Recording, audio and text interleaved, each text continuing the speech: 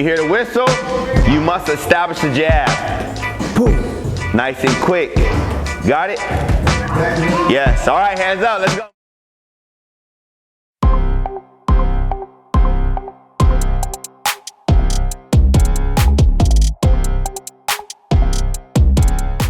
And we are live. What's going on, people? We are here. This is episode 11. Should have been episode 10, but thanks to some guy out there who took my stuff from the doctor's office, we had to reshoot this. And I hope you happy with yourself, man. I'm going to find you.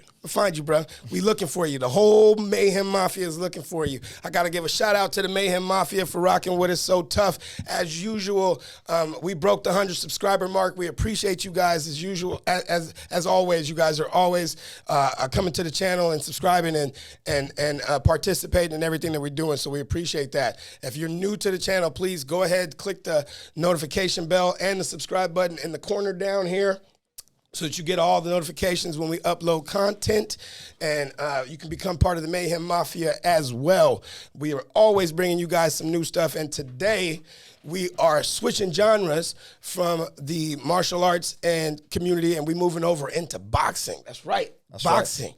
First time we've ever had anybody from the boxing community on the channel, and we had to do that the right way by having the leader of one of the most formidable camps in San Diego County, the Bomber Squad Academy out of El Cajon, run by my man, Berlin Kerney.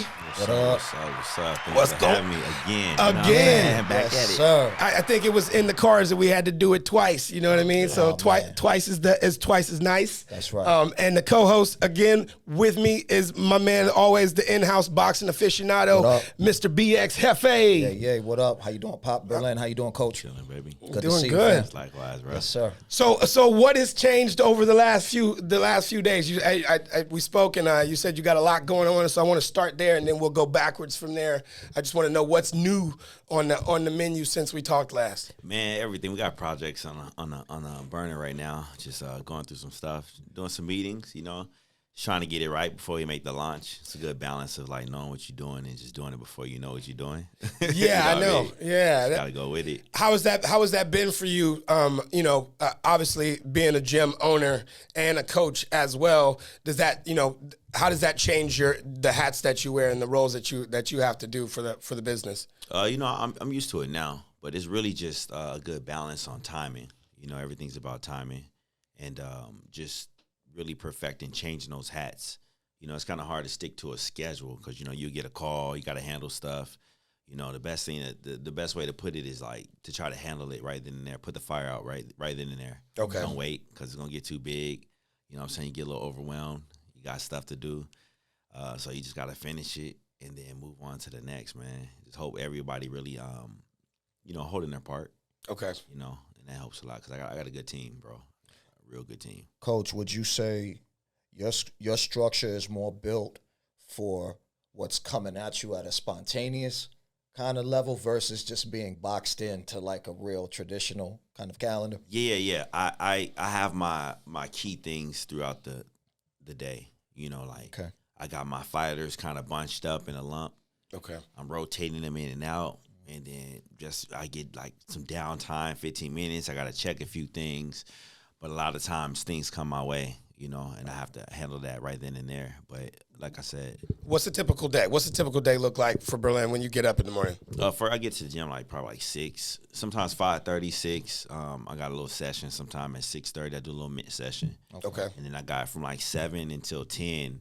I'll have regular clients or people that are trying to get on the elite squad. Mm-hmm. And I'm doing my PTs then. I'll probably check a few emails.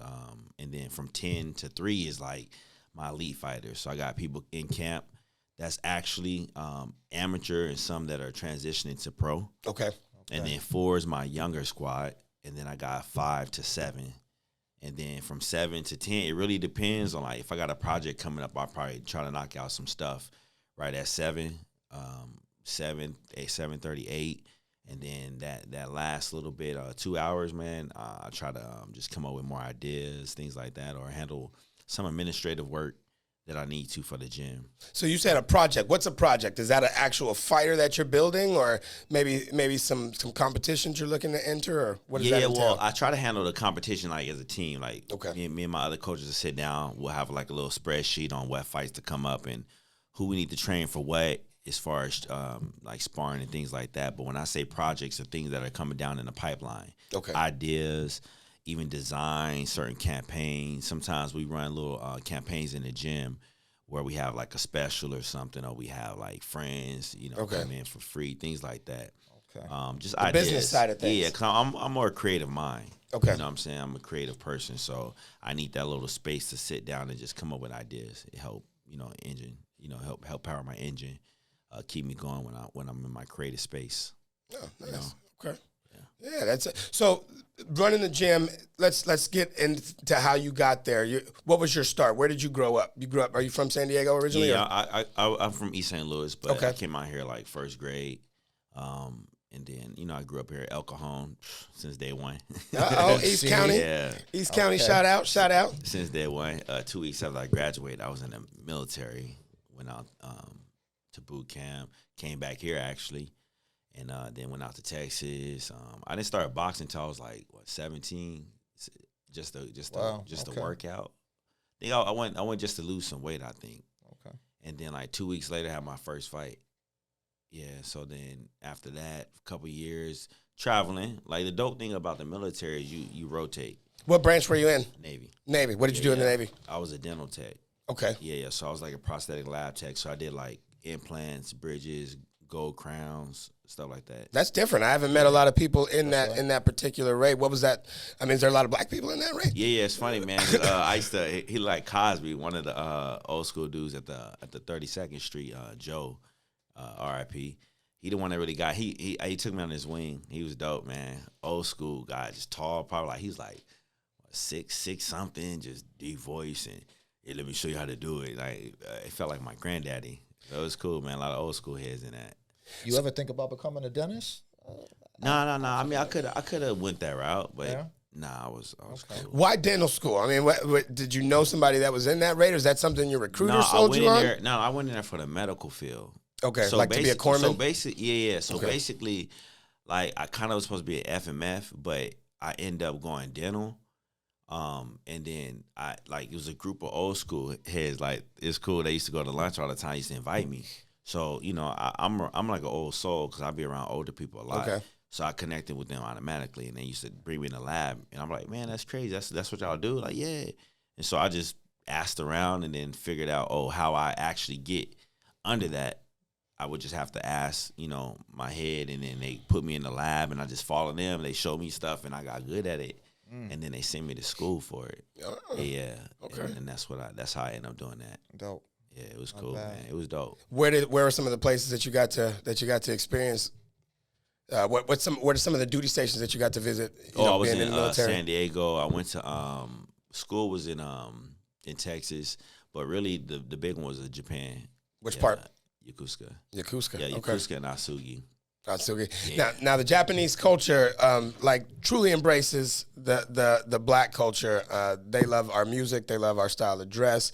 Did you fit in well there? Yeah, it's crazy. It's like throwback, man. They still was like bebop dancing in front of the mirrors. It was crazy. It was like time machine. It felt like, but it was cool, man. Everybody was dope, especially because I was boxing then. So like their culture is they respect fighters big time. Mm-hmm. So like I used to hang around with it was Team Dragon at the time, like they were really known, like shoot boxing, Muay Thai, and so I used to go spar with them. So we used to go to the Karaoke Hall, watch some fights, and it was a culture shock to me because like even like the opponent would come out and they would clap, like it was very quiet. It was nobody was talking smack. It was very respectful, Honorable. Yeah, it was different. So like the normal chatter that you hear like in the arena, nothing, just dead silent during the fight. Yeah. Wow. That's crazy. Hey, and that was it. I was like, yo, nobody talking smack, nobody throwing nothing. Like it was crazy. Yeah. It was dope though. And they still serve alcohol at those events, right? No? I don't even. I think so. I think so. Just I goes can't to show you remember the if they- difference. The difference in how we get down over if here. if it's not in your memory imprinted, Yeah, I know, right? It probably wasn't that, they probably have it, just wasn't, significant or something, you know what I mean? But So you were boxing before you went to Japan? You had already started boxing Yep. before you went to Japan? Yep. Okay. So how did you get into boxing? What made you go the boxing route? Man, honestly, I was good at it. Like it wasn't. Were you boxing in the streets as a kid? Man, I used to fight a lot, G. And it's crazy because I had just came back.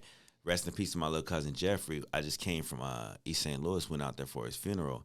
And my cousin Alan, he just got the pen not too long ago, and we was chopping it up. And I thought about it, G. Like I never knew how I had hands. I remember I used to get in fights. I used to be scared of fighting. Okay. And I remember one time I had a conversation, and somebody was like, "Yo, how many fights you had?" I said, "I was like 10." He's like, "How many you won?" I'm like, "Yo, all of them." and since that point, I was never afraid of fighting. But I realized, as I was saying when we was visiting my family in East St. Louis, the reason I know how to fight because I used to go to my uncle James' house. Okay. And my cousin Alan, he was a little bit older, and he used to always take me outside. Like, "Hey, come here." And he used to call his homies like, "Hey, squabble up with my cousin." And we used to fist fight. Just no gloves? No gloves. gloves. Y'all was just throwing hands. No gloves. No dude. slap boxing. And We throwing straight fists. consistent. Like I was always fighting, always fighting. And I had two little cousins that used to Now, try to jump me. did your cousin fight, or did he just Yeah, watch no, you he- fight? nah, that- Okay, he had hands too. Okay, all right. Yeah. He said, "Yeah." He can Shout fight, out, G. He can shout out, fight. cuz. All right. Alan had hands, G. Okay. Yeah, we did that, Coach. To your point, we did that in the Yeah. neighborhood. I grew up like that. My uncle, my youngest uncle Ernesto, he would call me out to the street. The big goon on my street was Emu at the time, the big homie, big Puerto Rican homie, and he was out there pushing everybody around. My uncle would call him and be like, "Yo, I want you to fight him real quick. We just gonna do a few rounds." And in the front of my building, in the front of the 219 building, big shout to 219 building in the Bronx, we go bare knuckle. Close fist though. I was like 7, but Emil was like 10. He had 3 years on me. More times than not, he would win. But I remember the day, Coach. One day, one right cross snuck in. Caught him. You was getting sharper and sharper. Sharper and sharper. and once squeezed in and heard him, and his eyes got big, and he was like, "Oh shit," Yeah. you know what I mean? That's when it started changing. But anyway, yeah, Coach, them experience, man. Yeah, they, So okay, so you started boxing, and then when did you say, "Okay, I'm gonna take it to the gym. Like I want to go perfect it, maybe do it as a sport." Man, it took a little bit. Took a little bit. Like I said, I was just boxing because I was good at it. Okay. And I remember the first gym I went to, I think it was a boxing club off Baltimore Drive. They was like, "Hey man, they have a little tough man competition. You should enter it." And I'm like, my mom like, "Y'all only been boxing for a couple weeks." I was Like tough man, like the Butterbean tough man. yeah, tough man, yeah. Oh, wow. Yeah, it was Okay. crazy. So I was like, all right, cool. And so I entered it, and I kept winning, and I ended up fighting at 4th and B. And this was I was like 18, and I remember they serving alcohol, so I had to wrap my hands up outside.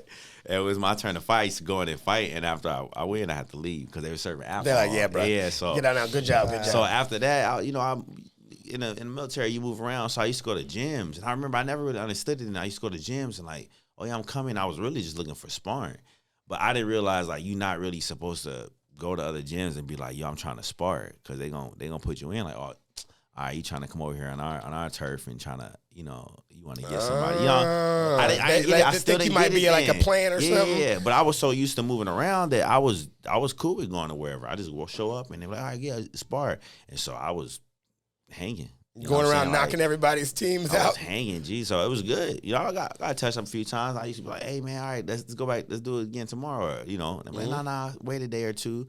And so, and I think the real turning point was this one Marine. Man, it's the first time my nose bled, but he was just boom, boom. I was going from corner to corner. And I was like, whoo. I was like, "Yo, let's do it again in a couple of days." And the coach was like, "Yo, you tripping, G?" Like, nah, I get him. Yeah. And the next time we spar, I got him. And I was hooked from there because, I don't know, it was just different. It was a discipline I never really understood until, like, I don't know, it's just, like, when it come down to it, man to man, like, it's something in us, I feel like, that we love it. It's so natural for us. It's that old mob mentality. You know what I'm saying? It's fun. Once you learn how to get hit, and it's like, you watch video, and you like, "Oh, I did that." And you just add to it. So I used to watch video and go try to box this style for 1 week and box this style next week. And before you knew it, time passed, and you know, I started rubbing shoulders with people, and it was like, oh, you should fight. I was visiting out here from Japan at one time, and I met my homeboy Kong. So you're going back and forth from Japan at the time? Yeah, once I got out. Yeah, I Okay. got out the military, and then And still went back? yeah, I was going back and forth. Yeah, Why? because I had connections, like Okay. because they wanted me to go pro out there. Okay. And unfortunately, I got into it with one of my higher ups, and they weren't signing the paperwork, so I had to do what I had to do. I had to fly back and get my visitor visa, and once I got a job, I can stay there. Got it. So I Got did it it. a few times, came back out here, and that's when I met Kong from Undisputed. And I went in there, and the same thing. I was, can I spar? He set me up, and he was like, "Hey man, you nice, you like, you know." Gave me the whole talk, like, "What you doing?" Do. So I was there for like 2 weeks, and then I was about to leave. He's like, "Yo, you should come back, G. Like, you can fight. We can get you to fight. We got other gyms." And I said, "All right, I'll think about it." And then I ended up coming back, and I stayed. So what were you going back to Japan for at that point? Just to go back Yeah, and do visit? it again. Just Okay. go back, visit. Fight. Yeah, train, and then just try to put my my paperwork in for the job. Crazy part is I got a job 2 days before I left Japan. Yeah, they gave me a job, so I was like, "Dang, what should I do?" And I was like, What were you gonna be doing? It was on base. It had something to do with the school. I can't remember exactly what it was, but because on the base you just put your name in. They put, you know, I want this job. You click, and then you know Yeah, they pull got it. it, If got they it. pull it, they do what they do. And I remember thinking like, yo, and I hit it off so good with them over here in San Diego at Undisputed that I was like, no, I'm gonna go back. Something inside you was saying, Yeah. bring it So back. you considered staying though in Japan?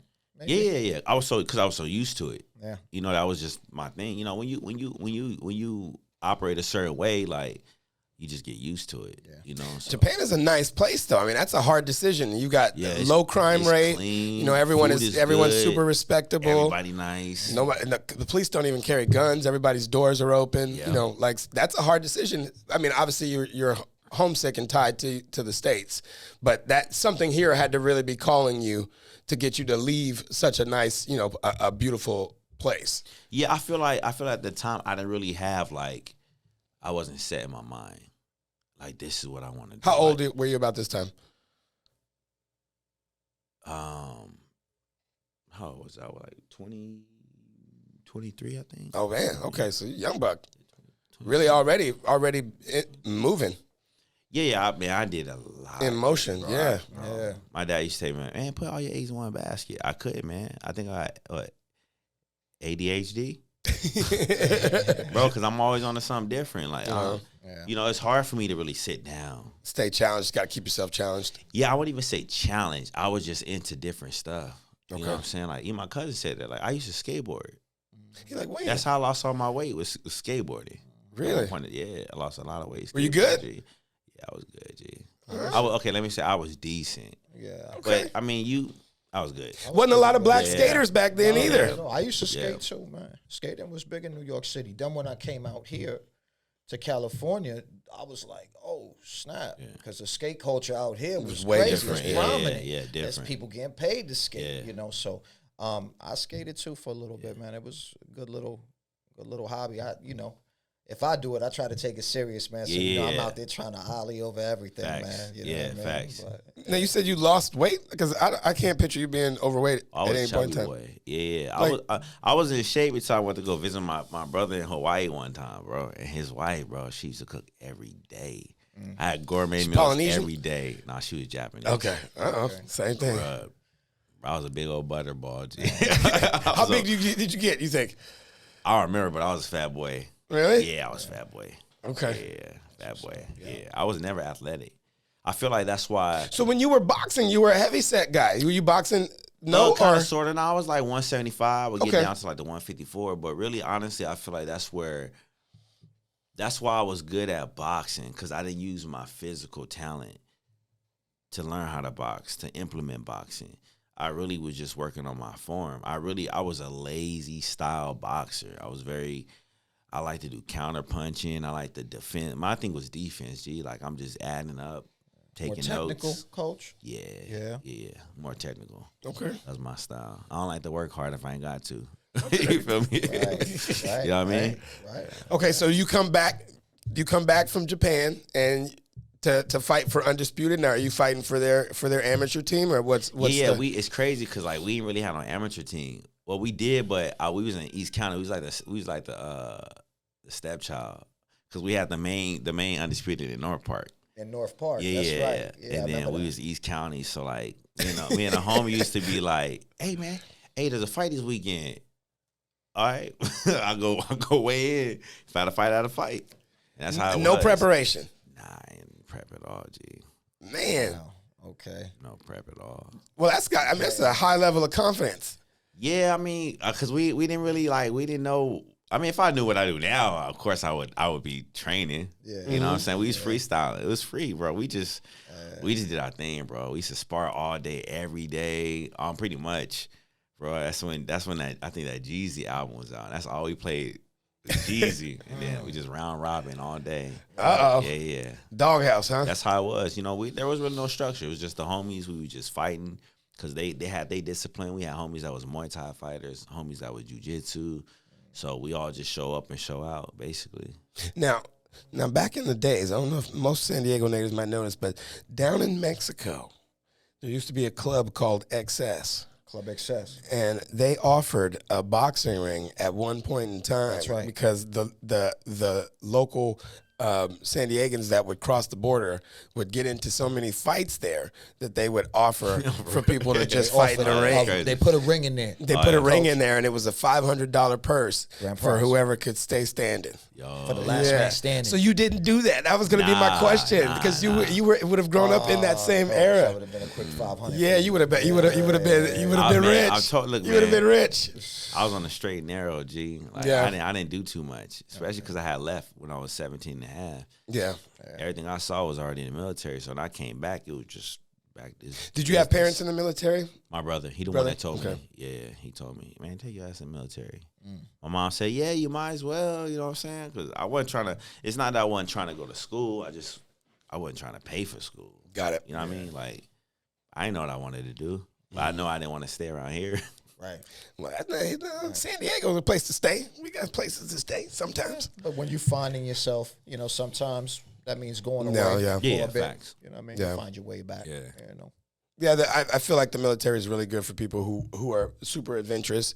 But I feel like if you're like really family situated, it can be really hard to leave your family base. Yeah, for sure. Unless you're like, you know what, I'll see y'all in 4 years. Don't worry about it. You know what I mean? We'll keep in touch. Yeah, I mean, honestly, my perspective on marriage was like, oh, man, I'd never get married. Because I saw in the military, I was like, man, that's crazy. Well, yeah, military marriage is probably not a good example of how it should operate. Not at all, yeah. G. Yeah. Not at all. Your wife usually requires you to be around. You know what I'm saying? Facts, not gone. Not gone. You Most didn't of the time. You didn't find any love interest in Japan? Nah, man. Because my thing is, bro, honestly, like, I was just locked into boxing, really. Okay. To be honest, like, I don't know, man. I'm a more person. Like, you can drop me in the middle of nowhere. I'm gonna just coast. Like, because honestly, growing up, I had so many female homegirls that I was never chasing females. Necessarily motivated by it. Yeah, you know what I'm saying? So, like, my perspective was like, oh, I'm in Japan. Like, I found out what bathing apes were. Like, you know what I'm saying? Like, I was just into the culture, like, moving around, going here. They had sent me to Asugi to open up a lab that wasn't open, so I had to open up a lab. You know what I'm saying? And so, like, I was kind of busy. You know, and I end up linking up with a lot of people that were already fighting. My homeboy, he was a Muay Thai fighter, and he was fighting for the Yakuza. Wow. So like, I was hanging out with him. All he did was fight. Like, now, is this like backyard fight club type stuff? Nah. This is They organized. had their own gym. Okay. No, he had a fight. He had legit fights. You know what I'm saying? It's just that the guy he was fighting for was Yakuza. Like, Yeah. He was and his sponsor. that was just that was the normal thing. So. Any crazy run-ins with the yaks? Nah, heck nah. Nah. G. I don't know, man. I got 6 cents when it comes to stuff like that. Even growing up, like, my spider senses start going on. I'm like, I'm out. My cousin like, hey man, you just left. Uncle Mike just came through and tore us all up. I'm like, see, I be knowing. I be out, G. I'm out. Yeah. He said, I'm working on my multiverse. I'm gone. Yeah, facts. Instincts. I never knock instincts, G. Yeah, man. You need them, man. I be Need 'em to gone. move, man. So you come back, you start boxing at Undisputed. where does that go? You don't. Are you looking to go? Are you fighting amateurs? Are you are you working your way up, looking to go I'm fighting pro? amateurs. It's honestly, it was crazy. It's one of the reasons why I didn't really press the gas on that, because I never really had the concept of making money through boxing. Okay. At this point, it still was a hobby for me. And I would sometimes, like, for instance, one of the coaches saw me fight and wanted me to help his son. So, I was in the camp with them. And then I would fight, and then I would just train, because I still got the Montgomery GI Bill. So I was going to school, I was making money, through the military still, and I was just doing boxing as a hobby. All right. It didn't really transfer into really making boxing my lifestyle until I started coaching. A situation happened and somebody had to leave, and my homie was like, "Yo, can you cover class?" I'm like, "Bro, I'm not a coach, G." And at that point in time, I was making money, so I was like, you know what? I'll coach for free. Just when I feel like I'm good, then you can start paying me. He was like, okay. You sure? And where was this? Which gym? Okay, so that Undisputed. Wow. Okay. He was like, you sure? I was like, yeah. He's like, all right, cool, bad. That's a win-win. That's yeah, fair. they're facts. 'Cause if you suck, I don't even got to fire you. Yeah, you know what I mean? So, because I didn't feel comfortable, like, taking money. I'm not even, How long had you been training at this point overall? Overall, ooh, bless you. That was a good one. Right. Sorry about Let that thing out, G. Crack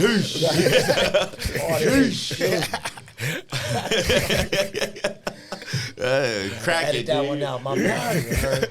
Pardon me. I want to say about what, six years maybe. Okay. 6 years maybe or less. I don't even remember. But the thing is, like, honestly, bro, like, once I learned coaching was just articulating, like, what you need from them, it was easy for me. Because I felt like I just started boxing yesterday. So in my mind, I'm like, what got me to throw the jab the right way? I remember the videos I watched.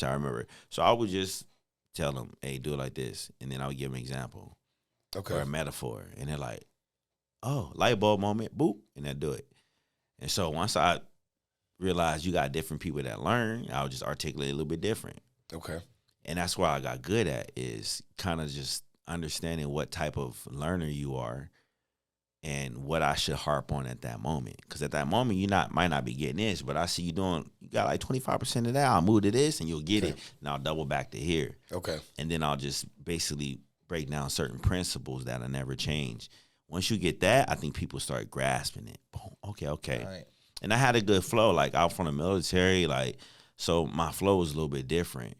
And after about 8 months, probably like closer to a year, I was already moving. I was cornering people. I'm like, all right, bet. I think it's that time. You know what I'm saying? He's like, all right, cool. So then I started getting paid as a trainer, But honestly, the part that got me in trouble that I knew, I'm like, dang, I'm not going to pursue boxing, is when one of my little fighters, he ended up stopping a kid that was like, I was kind of worried the first round. I was like, oh, man, this is going to be a tough fight. And he ended up stopping the kid. I was like, yo, like, the feeling I got from there, I was like, It was better than any of the ones you knocked out. Yeah, I was knocking people out with uppercuts and with a straight after, hopping back, doing some matrix stuff, and I never got that hype. So Really? I knew I was like, oh, yeah, I'm going to be a coach, G. Really? Wow. So you who was the first person you actually started, like, training to box, like, outside of, like, the regular classes? Yeah, so it's probably at the same time it was Gabriel Hernandez and Terrence, my little nephew Terry, and I had a homeboy D, and then I had a girl named Gabby. Okay. Yeah, and then later on, I got Julius later when we moved Undisputed. Yeah, he came later. So yeah, that was the Bomber Squad. Was Julius the first one to really break the mold? Man, honestly, bro, Gabriel Hernandez, Baby Bull, he had it. He had it, G. He had it. But I feel like the issue is I was too young to tell him, hey, don't mess with that girl. Got it. Or don't do that. Or just I wasn't there Coach yet. deeper than the gym. Yeah, like, How life. old were they, Coach? When you run into these kids, how old are they usually? I mean, I feel like when you can see their peak, like, okay, it's like 14 to 17. Okay. Okay. That's when you can see like, oh, this gonna be something. Okay. Cause it get kind of serious around that time because the body start developing. They start sitting a little bit hard. They still fast. So 14 to 17 is a good like age group to see where they gonna be at. Okay. So, Coach, with that, I'm assuming that some of these kids you have, though, you've had them, what, 5 years old, 6 years old? Oh yeah. So yeah. I had Julius since he was. I think I met Julius when he was 7. But I want to, because I always mess this up when people ask me. But I think I had him when he was like 7. Wow. Or 6.5, because I know he wasn't able to fight yet. We had to wait till he turned of age. Wow. Yeah. So I had him. He's probably the most consistent that I had since that age. He's if I say the proof is in the pudding, it's Julius. Okay. Because I had him. And if you guys don't know who we're talking about, we should let you know. We are talking about a young phenom that fights out of Bomber Squad Academy. His name is Julius Ballo, and he is a prodigy. Has every aspect of the talent needed to achieve the highest highest levels of the sport, and he has been under his tutelage since he was a child. And you also are his father is your business partner, correct? Yeah. Okay. Yeah. So is that how you guys met? Yeah. How we met was he came into Undisputed El Cajon and he brought Julius when he was super young. Yeah, about 6. And he came in, and I remember he was dressed in like, the little Adidas jumpsuits. Uh-huh. He came in, I'm like, damn, this little kid clean. He was over there shadow boxing. I'm like, hey, This is set 6. Hey, yeah, bro, like 6.5, 7. So he already had a little bit of work before you even saw him. Yeah, because his dad used to box. So his Okay. dad used to take him to the gym, and he's like, I couldn't be a boxer because, he had to go into family business. He's like, my son going to be a boxer. Okay. So since day one, he been like, you going to be a boxer, basically. Okay. Yeah, Right. yeah. So that was a vision they had for the kid. From day one. There it is. He came They was out the gonna room Tiger as a Woods boxer. him. He Right. he came out Yeah. packaged up. 100%. You're going to be a boxer. Yeah, Okay. facts. Okay. And, he sparred with this little kid, Micah, that we had at the time. And then I remember, like, Micah was a little bit bigger. Micah was more experienced. Julius didn't really have too much experience. And then Micah was hitting him, boom, boom. And I remember he got hit, and he turned out like, he was smiling. I'm like, what in the world? Like, this kid is smiling. Okay. And so after he got out the ring, I was like, when his dad was like, hey, bro, like, bring him by anytime. Like, just because I'm looking at what's deeper. I'm not really worried about what he can or can't do in the ring because you can develop that. What I'm saying is his temperament. Right. He got hit, he smiled, and he still was just, boom, boom, boom. So, I mean, at the end, he was like, how you very courteous, just nice kid, bro. And I'm like, dang, he remind me of, and his dad was like, let me guess, De La Hoya. I said, yes. Coach, Coach, I'm pretty sure what you're saying is that character matters when it comes to identifying maybe potentially a good fighter. Absolutely. I would take a good, kind-hearted, hard-working kid any day of the week over a highly talented knucklehead. Wow. Why? Yeah. It's kind of like, well, for one, it's more consistent with what they have to do in the end. You got to put them in a social situation. Those factors can change. If they stand up, he's a stand-up guy here, there, everywhere, I'm good. Okay. The probability of him slipping, messing up, saying the wrong thing, doing the wrong thing is very slim. Got it. And the other thing is sometimes it's kind of like you see that movie where the master got like somebody like Darth Vader. Right. You don't want to equip somebody like that. Sometimes Got it. You have Got to, it. people that are maybe more suited to handle their emotions, just in life in general, right, could be better suited to handle the responsibility of training, working hard, Fighting. Boxing, right? run parallels with life, G. Yes. Boxing is life, G. Right. Straight up. How so? Explain that. Just the things that you see and you do, the way you operate, how you maintain, how you got to show up, adversity you see, difficulties you got to overcome in a split second, the belief you got to have in your corner is life. Straight up, it's life. I see that. I So definitely so in the terms, you're essentially a life coach as well. Then Oh, that's what I do. I like if I just teach them boxing, I'm not doing my job. right. I put out more fires than anything. Got it. Remember, these kids, they can't go to their parents for certain things. They don't want to go to their parents for certain things. They can't go to their parents for certain things. That's one side of coaching that I didn't realize was there until I was there. Mm-hmm. I talk people off the bridge daily. Wow. Daily. That's why I get it, but it's deeper than boxing a lot of times. And that's what's going to catapult them to be like a stand-up citizen in society. Boxing is going to help them be the best version of themselves, first of all. And some will be successful through boxing, but some it would just be a stepping stone. But you like just being in there and being around me and showing up to, hey, I'll meet you at this day. We're going to fight in front of all these people. And if you get knocked out, you're going to get embarrassed. That build character, G. Like, that's for sure. That's something you can't. Absolutely. A lot of people won't even face that challenge. Courage. And then you got to see me, and I'm looking at you, telling you to do this. I'm not trying to hear about why you tired. You got to go see Coach Tez, and he going to break you down. It's a hard life. That's why I be telling him, like, yo, listen, man, boxing is not for everybody. Right. Competition not for everybody. Right. But if you want to just come in and box and be part of you can do that. Right.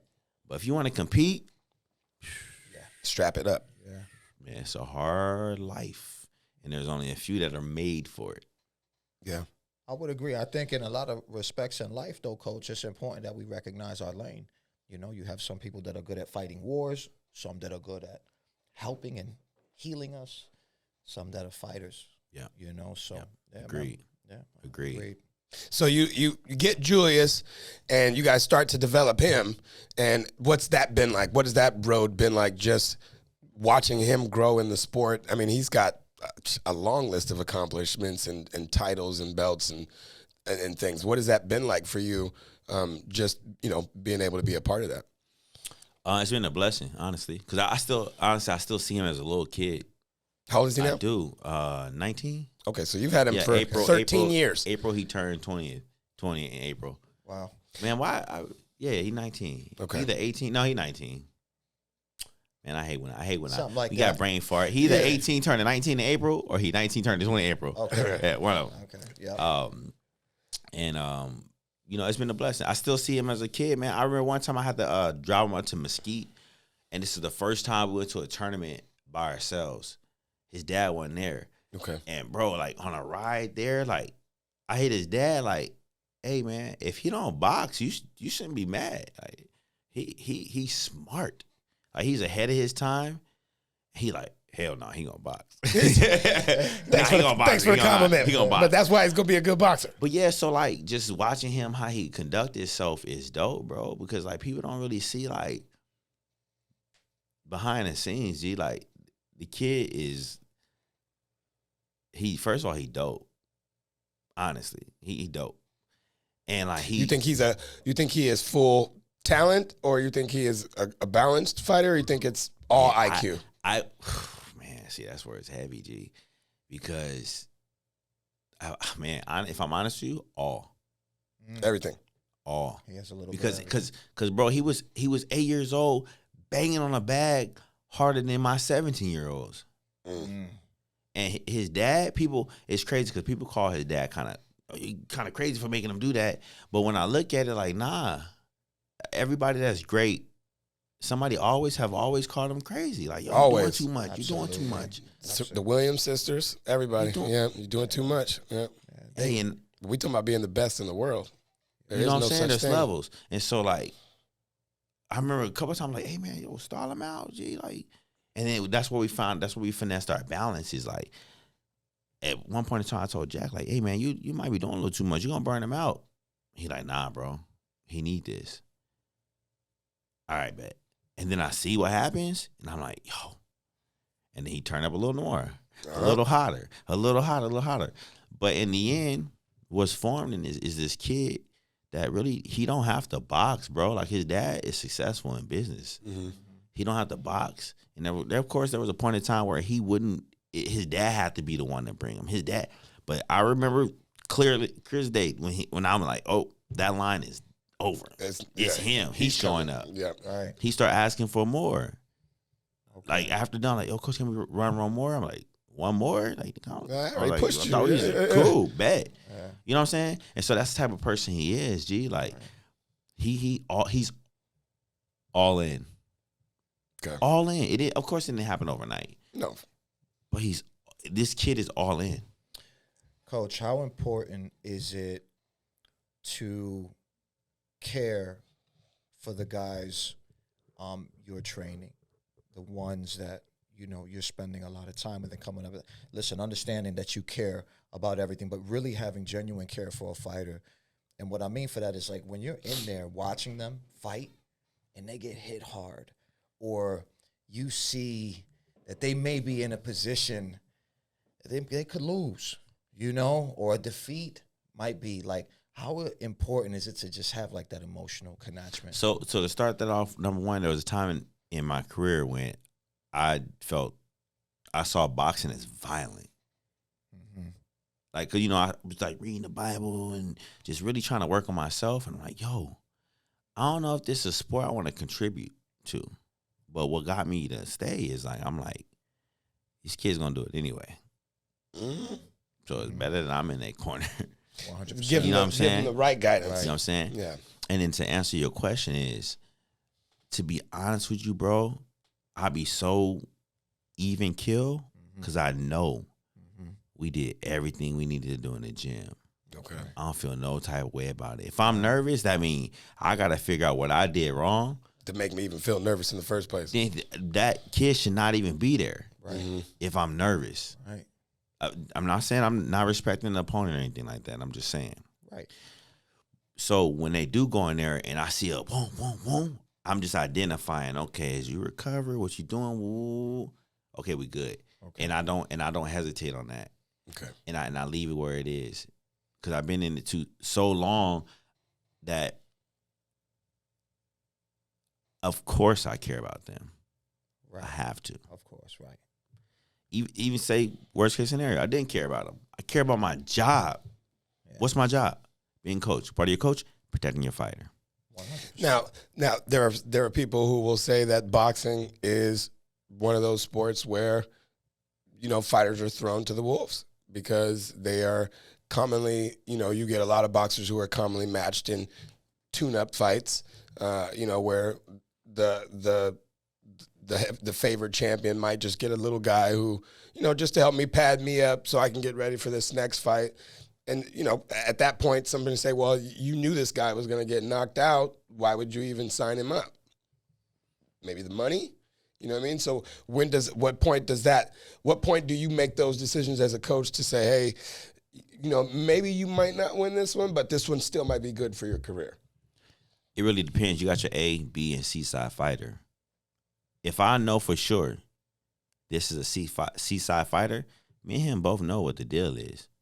I'm helping him out. Wait a minute. So there's two people in the ring, but we got 3 levels, A, B, C? Yeah, because a C is like an opponent. Okay. So if you just trying to get your money and you kind of mean like, yo, coach, I'm like, yo, bro, you shouldn't even, like, yo, I'm going to do it anyway. So you going to help me out? Right. It depends where I'm at in my position, what we're going through, what I got going on. And I'm going to try to do the best for you as possible. You got those fighters. Okay. And I'm not going to let you get hurt. I'm going to throw in the towel. All right. Somebody calling for an opponent. B-side, you working your way up. Sometimes you want to get a 60-40 fight.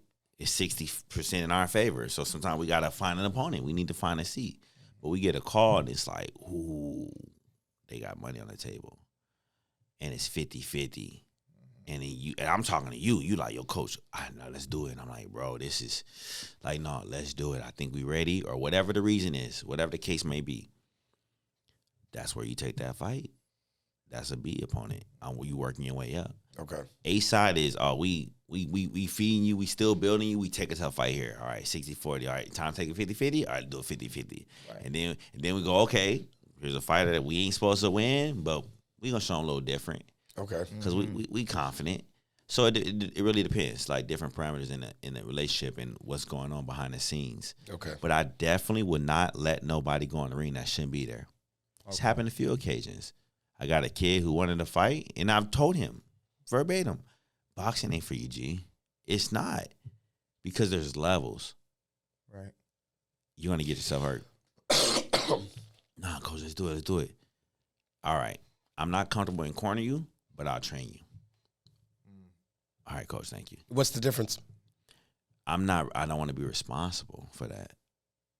Like Gabriel Hernandez, he fought like in heavyweight. He shouldn't be a heavyweight. He went to New York to fight this dude that was beating everybody up. Okay. And I said, I'll train you, but I ain't going. I'm not going because I'll throw it in the town quicker than you want me to throw it in. Got it. So Okay. why am I going to do that? We're going to be at odds for the rest of the time. Mm-hmm. And he went out there, he put hands on dude. They gave the dude the fight, but he should have won. Yeah. And I'm like, hey, and I like when they prove me wrong. You know what I'm saying? I'd rather you prove me wrong than me prove you right. Okay. Correct. You know what I'm saying? So back on to the other kid. The kid was like, yo, help me train. So I brought him in. I said, all right, I don't think you're ready. I'm going to set you up some sparring. That Touched worked. it up. He said, all right, give it a few days, and I'm coming back. I said, okay. Never Did showed it again? up. No, he did He again. did. He's like, you know what? You're right. I'm not going to do it. Good, coach. I do it, Yeah, you know? good for you. You know? I think sometimes, listen, sometimes we can't see what we need for ourselves. We Absolutely. need someone to show us. And to everybody out there, it's a balance. You know what I'm saying? I get it, because some people ride off that naysayer energy. Like, oh, you told me I can't do it. I'm about to do it. You know what I'm saying? Yeah. But sometimes you need people that's in your corner to be realistic. Yeah, and if my job is to look after you, you got to listen to me. And if I tell you if you're not ready, 100%. and you say, what can I do to get ready? And I say, nothing.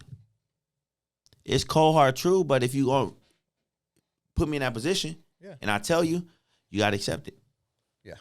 How long do you think it takes to build that type of trust with a fighter, that coach-fighter relationship where they're like, I feel differently, coach, but I'm going to listen to what you're saying?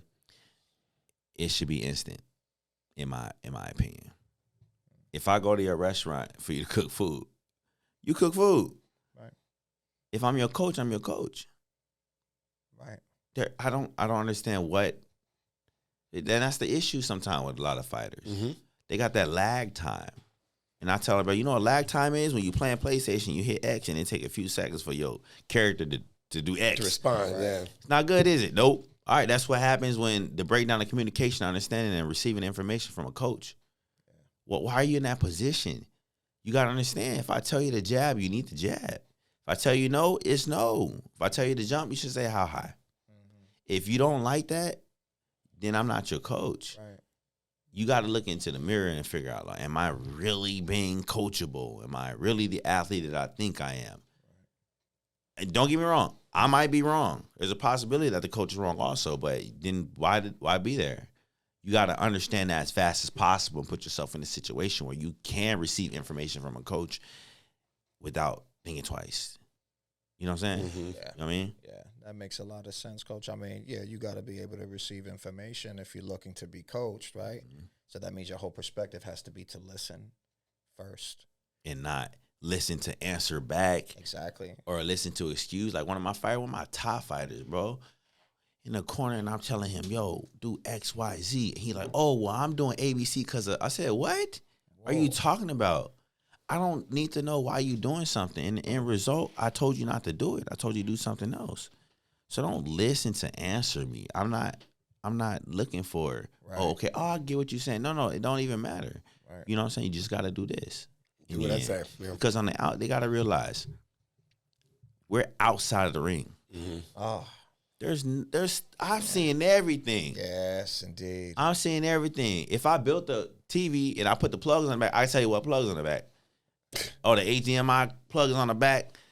Because I know I'm looking from a different perspective. So why are you second guessing what's going on? I know. It's your job to understand the tempo, the feel, to make the adjustments on the fly. But if I'm telling you what to do and how to do it, you got to implement it.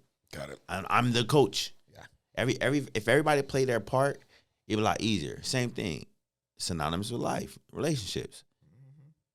You play your part, I play my part. We good. We Gucci. You know what I'm saying? But if you're too stubborn, sometimes, that's what really stands in the way of you getting better. Yep. Right? Or making something better. Absolutely. I agree, Coach.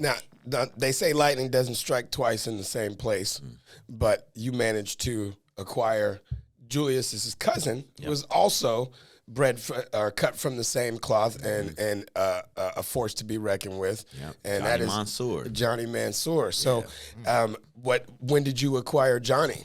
I think around the same time. Johnny was like, what, 10? So a little bit older. 10 or 11? Yeah, because Johnny 21 right now. Okay. So he's only a couple years older than Julius. And Johnny was always there because his uncle would bring him.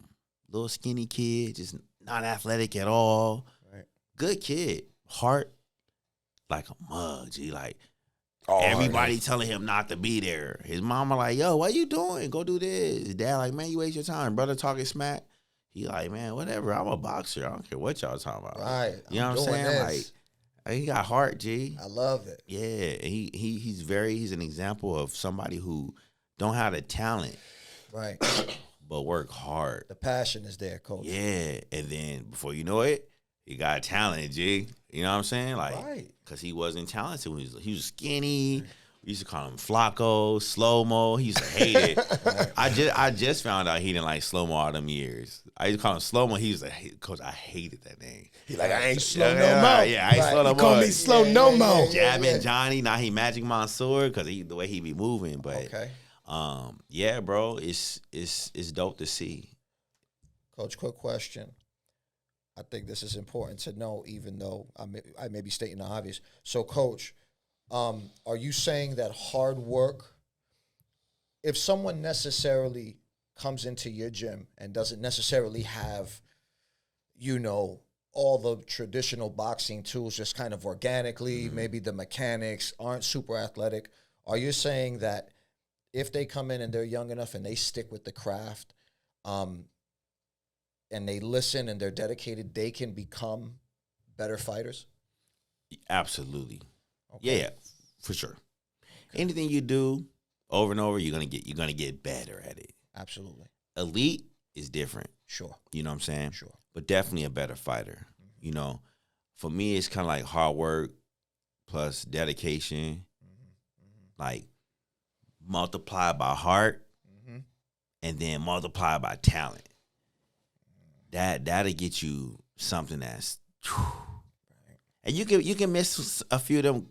The only factor you can't miss is heart, honestly. Like Non-negotiable. Yeah. You're getting punched in the face. You There's gotta have some a lot heart. of non-negotiables with that one because you can't teach that. Yeah. I can build discipline into you. I can build hard work into you. That's right.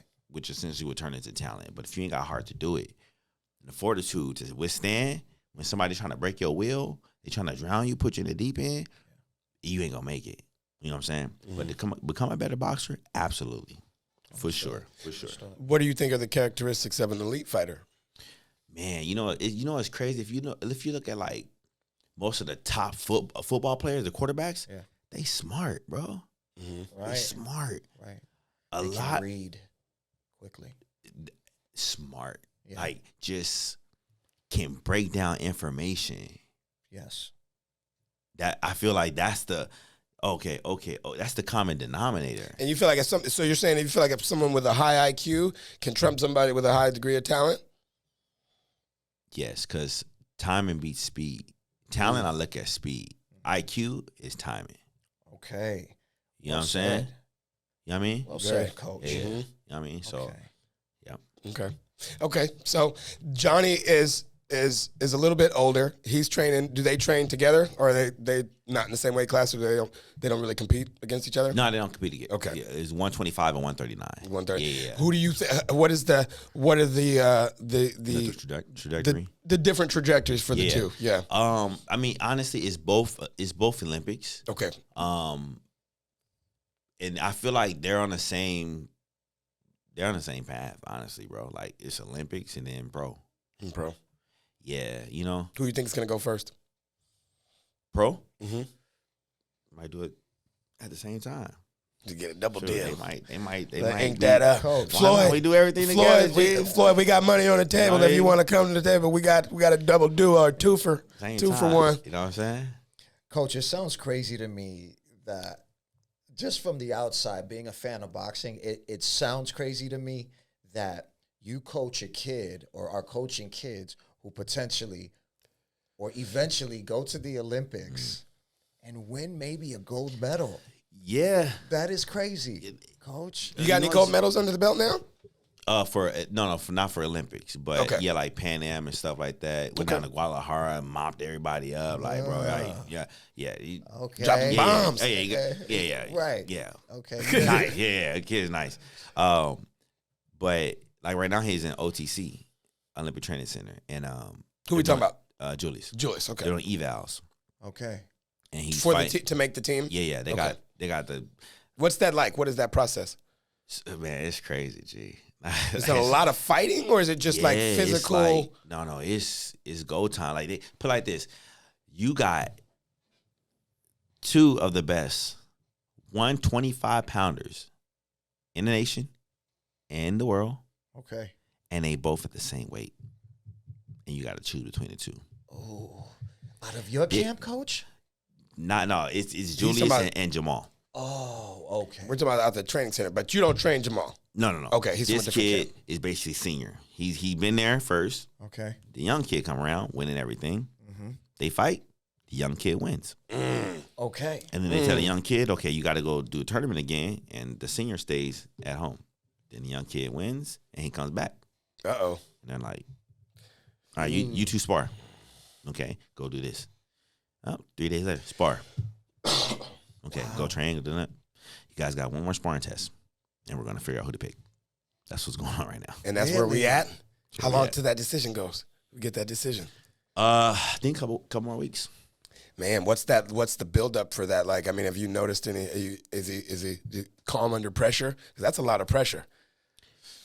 Yeah, but man, I had this thing where I say, even in the sauna, never let them see you sweat, G. Right. Like, bro, you'll be honest with you. If we went like, oh no, here we go. I promise you, when it's done, we're gonna be like, oh no, here we go. Right. It happens like that every year. Sure. Clockwork, every tournament. We gotta win this. We gotta win this. It's normal. Okay. We gotta win this. Right. That's it. Right. And then next level, it's gonna be something else. We gotta win this. It's bigger and bigger and bigger and bigger. Every year is bigger. So more stakes. So if he wins this, if he wins the selection, what happens then? He has to go fight in Pan Am, and then That's in Mexico. Or where's that? Where's Pan Am at? Bulgaria. Oh wow. Okay. Yeah, and then That's some passport stamps. all right, cool. 125. You're gonna represent us next year, 2024. That's it. Wow. And then Coach, when he goes, like if he gets selected and then goes over to Pan Am, I'm assuming he's expected to win yeah. Pan Am. Yeah. Okay. He's expected to win, and he better win. And he better win. I would imagine at that point. Yeah, Okay. yeah. Right. And then, after that, it depends on what, they have planned. But if I had my choice, we would go like Asia Cup. We just fly somewhere and go fight in those tournaments. Just stay busy. Stay busy. Okay. Now is there compensation during any of this? Yeah. They pay them. Okay. Yeah, they pay them. But it's like, man. So he's technically wouldn't be an amateur anymore. No, he is an amateur. It's like a stipend. It's nothing crazy. Okay, Yeah, so- it's nothing okay. crazy. Because with football, the moment you take money, you become a pro. Yeah, no, it's crazy because the worlds, they be paying first place $100,000. $100K Wow.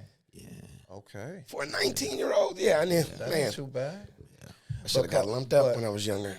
And to be as committed to this sport, I could see a lot of times if you don't have a parent that can fund your entire career, then I would understand where that money could maybe come in useful for these fighters to keep their career going and their training going. Yeah, because it's hard, man. It's like, bro, honestly, it's almost like $10,000 a year.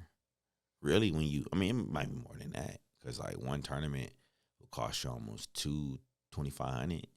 Easy. Just to enter. Just to be in? No. Flight. Oh, you're talking about full time. I was like, oh, Yeah, man. Okay. No, not the Okay. cost, but Yeah. and then, because luckily, Jack was able to. He got businesses, so we would travel for sparring, and we would go like to New York.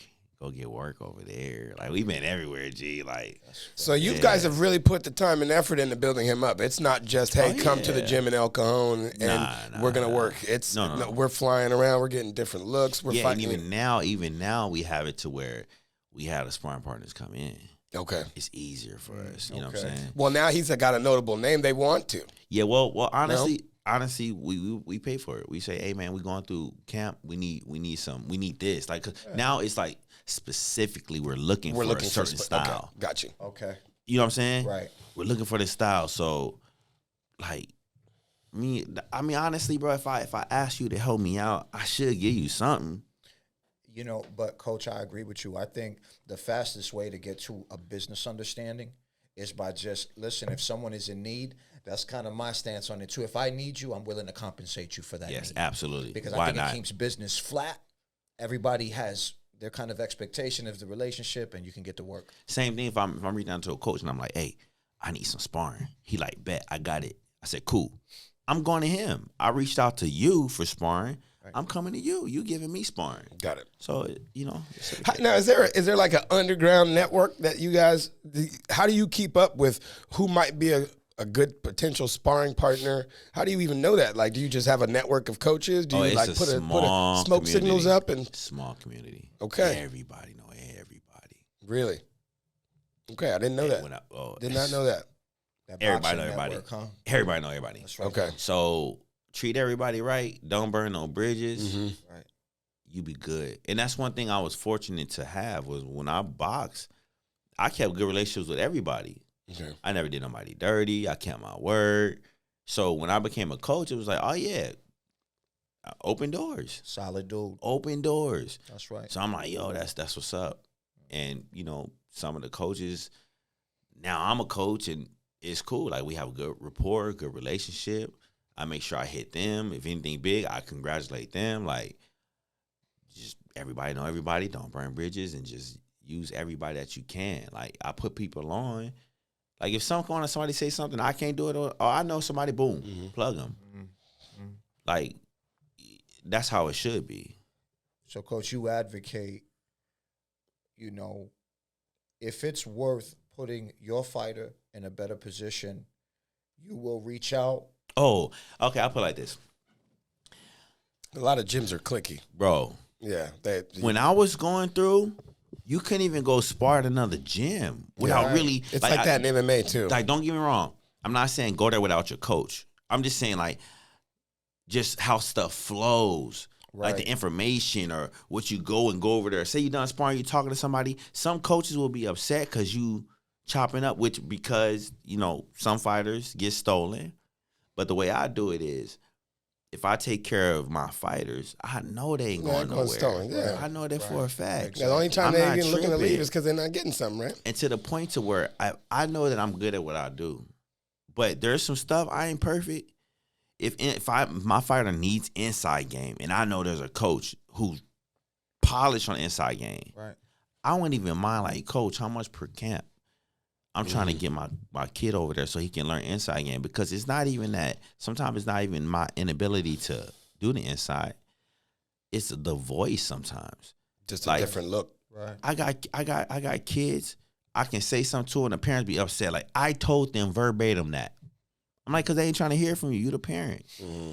That happens with your fighters over time. Because you become like a parent. Yeah, because they be like, oh, like, yo, we do this so good. Like, they really ain't even trying to work on that. So you got to throw them to the wolves sometimes. All right, go. Mm-hmm. Go with that coach. They ain't got no choice. Different environment. So I understand that that's productive in a way, and I don't feel no type of way about that.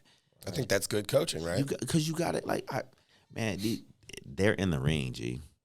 Because it's not your ego. It's just it's their bodies. Yeah. Nah, man. We in it for a long haul, bro. Yeah, that's right. That's why I love my team. My team's so solid. My team is solid, G. Mm-hmm. Solid. All caps. Right. Solid. Yeah, that's character stuff too, Coach. Mm-hmm. You know, I think a lot of times, man, if we can look beyond some of the things that hold us back, then we can definitely affect the people that we're helping to not make that same mistake. 100%. You know? 100%. Like, because sometimes people, like, you know, it's a saying, hate people hate people. True. All right. you see it, like, just change the energy, yo. Just shift a little bit of here and then just let it ride. And then you can change the culture if you do that. You know what I'm saying? But if you hold on to the grudges and be like, before you do it, before you know it, you be talking to people the same way that the people talk to you. Right. Yeah. You know what I'm saying? Very true. Yeah. I remember when I started coaching, I was so young. Like, I remember I went to one spot and he like, yo, how much weight? How much weight? And he pointed at me, how much weight? I said, oh, I'm not a fighter, I'm a coach. He said, they let anybody coach. I was like, I feel you. My fighter was mad. Little Gabe was like, coach, man, that's disrespect. I said, it's cool. Yeah. Just do work. By the end we left, he's like, yo, thank you. Come back. Come back. There you go. But I understand the environment I'm in. I get it. People get cliquey. They get like territorial. You know what I'm saying? What he think a coach is a little bit different than what I think. And it's cool. I prove it with my work. And then I just keep it pushing. It's okay. You know what I mean? Now, you obviously you've got coaching down. That's your primary. When do you say, hey, you know, now that I'm coaching, I'm good at this. This is fulfilling. Like, I want my own gym now. I want my own facility. Like, how does that come about? Honestly, I never wanted to do it. Because, like, the reason why I left Undisputed pretty much because I was traveling so much. Like, we was on tournament, like, we was just moving. And really, honestly, the person that got me to open the gym is Jack. Okay. Because, you know, we was kind of like, we was like nomads at one point. We was going to this gym, working out, training, then we ended up going to this gym. I was cool with it because no overhead, no nothing. We just go show up, we go work out, we pay our dues there, then we go fight. Because I'm just very fighter oriented. Like, that's my base.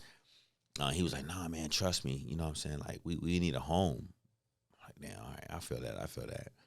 And then we was looking for buildings and to a point where he would call me. I found something like, man, nah, I'm cool. Like, let's keep rocking. He's like, nah, man, I swear on everything. I found one. I think you'll like it. And I went and I'm like, okay, look, it feel like the old Undisputed. It's just a box. You know what I'm saying? I said, okay, well, let's talk to the owner. Let's see what's up. And then we just hit the ground running. And that's how Bomber Squad happened because my nickname was the Black Bomber. Okay. So, you know, I used to coach. At one point in time, I would coach and I would fight in the same tournament. So I would fight, I would take off my stuff, and then I would corner my fighter. Wow. Yeah, so it was like, oh, that's Bomber Squad. So I was always Bomber Squad. I was Undisputed and Bomber Squad. So got it. I just said, oh, we might as well just say Bomber Squad Boxing Academy. So that's how that came about. Yeah. That's a beautiful name. Yeah, kind of like Joe Louis. It kind of gives you, you know what I'm saying? Like that's where I got it kind of got it from, because like my uncle used to call me Bricks. Because my head, I ran to my cousin. So, like, you know, that name kind of stuck because everybody's like, yo, in your hand, you got bricks in your hand. And then, long story short, military, mix it up, you know, the Black Bomber. That's right. So, how have you dealt with the balance between being a coach and being a business owner at the same time? Because obviously, as a business owner, you know, your first thoughts are to bring money in. I got to generate money, and I have to bring clients in. I have to keep the doors open. I got to pay these bills. But as a coach, you're more focused on individuals versus trying to bring more people through, you know, the quantity. How does that balance? How do you keep that balance? There is no balance. I got accountability partner. You know what I'm saying? Okay. You know, yeah, it's not. It's just like we know what's what. We know what needs to get taken care of. The hard part is sometimes articulating all the stuff I see behind the scenes, because you have kids who just can't, their parents can't pay. They can't, you know what I'm saying? So, like, I would, like, one of the other kids, I saw him at the school. I'm like, hey, man, where you at? He's like, oh, yeah, man, I miss Bomber Squad. Like, you know, like, yo, why you leave? Oh, come on, Mom. I said, okay, well, tell her bring it back. I would, but she can't afford it. I said, man, go tell your mom to come see me. Don't worry about it. You know what I'm saying? So it's a balance. You gotta do that sometimes, and other times you can't. If somebody, because you got people who just take advantage. They don't bring that positive stuff to the energy, like, or positive energy to the gym. It's not conducive for what is operating in the gym. That's my niche. Like, I like I'm a vibe type of person. Okay. So I'm always articulating what's right, what's wrong, principle oriented stuff, because I feel like principles will never change. So if you understand my principles and you rock with it, It's We're cool. good. You We're can be good. elite or you can be Right. a mom and pop. You know Right. what I'm saying? So that I feel like that's what I perfected. The business is hit or miss, but I got accountability partners. You know what I'm saying? I got my boy Jack. I got Noni, my GM. That kind of like, you know, it's a good balance. One's aggressive, passive. Right. And I be like, nah. They be like, nah, you tripping. I'm like, nah. They're like, nah. And we go back and forth. They be like, oh, we compromise. Boom. Be in the middle. There you go. Got it. You know what I'm saying? You got to have that. You can't do everything yourself. Do you try to focus more on just the coaching than the business aspects? It don't work. I just, you can try, but you just got to. I'm not at the point right now. I haven't perfected that yet. Okay. I'm still working on that. You know what I'm saying? Like even me, I'm a creative person. I need my creative space. I realize I don't give myself enough time for that because my juices be flowing. When I'm on point, everything hidden, everything's on order, it's because I got time for an outlet. So that's what I have to kind of change my order of things. Like, you know how what you eat when you wake and all that stuff. When you crunch numbers, it's hard to jump from, oh, let's work to, oh, I got to crunch numbers. Yeah, let's work. Like, so I'm going to take the steam out. So you got to push the numbers to the later on in the evening. You got to work your fighters through because they give you energy. So it's a balance. So I haven't found a perfect balance yet. But just when it comes to getting something done, like I learned from my boy Jack, get it done right then and there because it's going to be waiting for you. Hey, you forgot me. It's going to pile up. You know what I'm saying? True. So I'm still trying to perfect that. Okay. So, And how does that? You married? yes, sir. Have kids? Yes, sir. How 3 does of 'em. how does that work into the balance of coaching, being a business owner, and then still having to go home, be a husband and a father? I think it's in seasons. You know what I'm saying? Because like I'll get a crazy busy run where it's like, damn. What's a typical boxing schedule for a year? How many tournaments? It depends on who, what, where. Because there's Okay. low level tournaments, there's high level tournaments. Okay. There's at least 3 high level tournaments a year, and then there's shows almost every weekend. Okay. You know what I'm So saying? you can pick and choose. Yeah, Okay. yeah, pretty much. Okay. But then, yes and no, because you got kids on the bench waiting to get it in. And they just, you got to go. You got to do it. So it's an ebb and flow. Okay. And sometimes it's a big time busy season where I feel like I don't really be connected with them for like 3 weeks and a half. Like if I'm honest with you, I haven't really seen my kids grow up. I know that's crazy, but for real. Like the one who I had all the time was Lil Berlin. Mm-hmm. I had him 24/7. When I was fighting, he was watching the bag. I was in school, he was there next to me. You know what I'm saying? So, but the girls, you know what I mean? I've been hit or miss with them. I gotta get a little bit better with that. Any of them fighting? Did any of them training? Nah, my Natalia, she good, but I don't know, man. I don't know if I want her to fight. Why? I don't know. I don't know if I want that life for her. Okay. Like even if she do say she top, I don't know if I want that life for her. The commitment coach. Yeah, Like to the I lifestyle. want her to be a girl. Okay. Yeah, I want her to be a woman. sure. Not saying you can't be a woman and a fighter, but I know what it takes to be a fighter. The commitment. That's the And dedication. you got to give a lot up in life. I don't want her to get that up in life. Got it. My son different, cause we men. We Yeah, don't- give we- it all up. We gotta You give could. up. We go. That's the name of the game. We going give for up. sure. Yeah, We going give up, man. So, Give up. You feel me? Right, yeah. So I'm still on the fence about it. Okay. Cause I know what she could get through it. Sure. I think I might have her do a little amateur till she like 10, 11 and pull her out. Just Okay. give her some talent. Right. Just give her a little. Get her 'cause wet. She active, man. I live in Okay. her world. She's special. She's your You know what I'm crazy saying? one? Yeah, she the turned up. Middle child? Yeah, but sweet, bro. Like, Right. She got good balance. bro, yeah. She got look you out for her wrapped up. siblings. Yes and no. Yeah. Yeah, she do, but she don't know it. we bleeping that part out. Yeah. She still don't know. Yeah, but I'm getting better at it. So in season, I try to, when I'm busy, I try to cut off, like not work, but like the intensive time that I'm away from my family. Okay. I'm trying, because it's very important. Because I understand now, like if my home's in order, I'm Gucci outside the house. There you go. You feel me? I'm good. I'm hitting. Right. That's I'm maturity. flowing. Yeah. It's because it's my household. And one thing I wish I learned at a younger age was the perspective of building your own kingdom. I feel like that's what a lot of youth and a lot of our society's missing is we want our own car, our own web, you know what I'm saying? Our own this, our own that, change. But they don't think about your kingdom. You're a king, you got a queen, and you got the ones under you. The prince and your princesses. Yeah. Build your own empire. Yeah. So everything you do now, even if you're not going that route, get the resources now. Right. Don't trick them off on this and that. Like, build your resources. Build your network now. You know what I'm saying? And it's gonna be a good little foundation for you, platform to balance everything out that building you're gonna build. Now you said earlier that you didn't believe in marriage when you were younger. Yeah. I think the concept of marriage was very skewed. Okay. You know what I'm saying? So through the lens that I was seeing it from, I'm like, I would never put myself in that situation. But at the end of the day, I end up meeting somebody that was honestly just very pure, and that was an abnormality. How did you guys meet?